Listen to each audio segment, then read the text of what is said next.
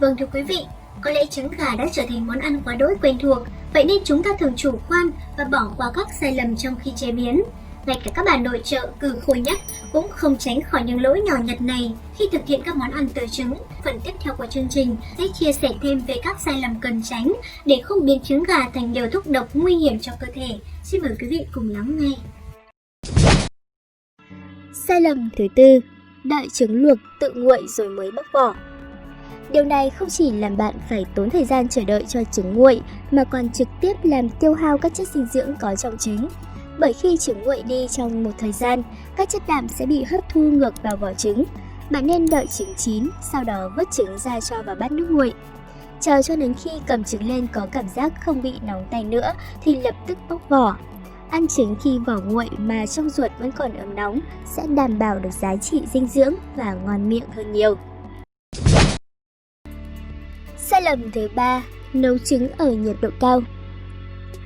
Thông thường khi chế biến trứng, có rất nhiều người thường quen tay bật lửa hoặc tăng nhiệt độ cao sau đó đổ trứng vào nấu. Điều này khiến chất dinh dưỡng trong trứng bị hao hụt, làm vỡ kết cấu của trứng, lại khiến món ăn mất chất và không đẹp mắt. Nhiệt độ quá nóng sẽ khiến trứng bị khô, không giữ được hương vị béo ngậy thơm ngon nữa. Cách tốt nhất là bạn nên để lửa vừa phải, đảo nhẹ tay cho đến khi thấy mùi thơm vừa đủ là có thể tắt bếp và thưởng thức.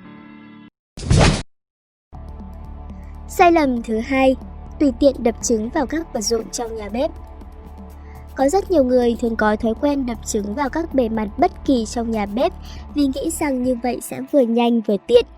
Tuy nhiên, thói quen này lại hết sức sai lầm. Các bề mặt trong bếp luôn ẩn chứa một lượng vi khuẩn và các chất độc hại mà chúng ta không thể nhìn thấy bằng mắt thường.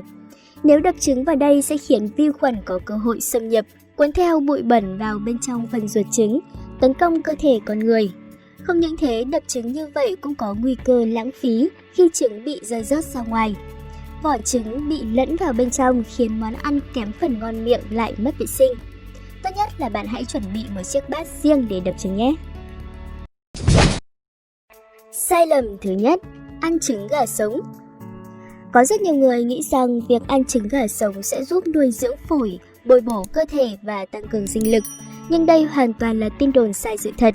Trên thực tế, việc ăn trứng sống không những mất vệ sinh, dễ bị nhiễm trùng mà còn chứa rất ít chất dinh dưỡng.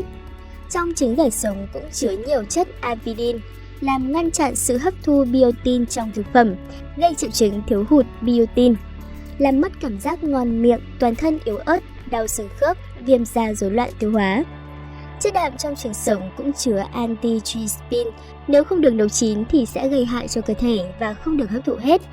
Ngoài ra, khi ăn trứng sống có vị rất tanh, điều này sẽ gây ức chế lên hệ thần kinh trung ương, làm giảm tiết các dịch tiêu hóa như nước bọt, dịch dạ dày và dịch trong ruột non, từ đó gây ra cảm giác chướng bụng, đầy hơi, khó tiêu, không ngon miệng. Tốt nhất là chúng ta nên nấu chín trứng trước khi ăn để đảm bảo cơ thể hấp thu được nguồn dinh dưỡng có lợi. Vâng thưa quý vị, trên đây là những sai lầm rất phổ biến mà nhiều người mắc phải khi ăn trứng, vừa làm mất giá trị dinh dưỡng, lại gây ảnh hưởng nghiêm trọng tới sức khỏe. Chúng ta cần hết sức lưu ý để tránh không mắc phải. Bạn có suy nghĩ và cảm nhận như thế nào? Hãy chia sẻ suy nghĩ và cảm nhận của bạn bằng cách comment bên dưới. Nếu bạn thấy video này hay, hãy like và share thật nhiều người. Và đừng quên bấm subscribe để xem những video mới nhất của Nhận Biết Bệnh. Còn bây giờ, xin chào và hẹn gặp lại.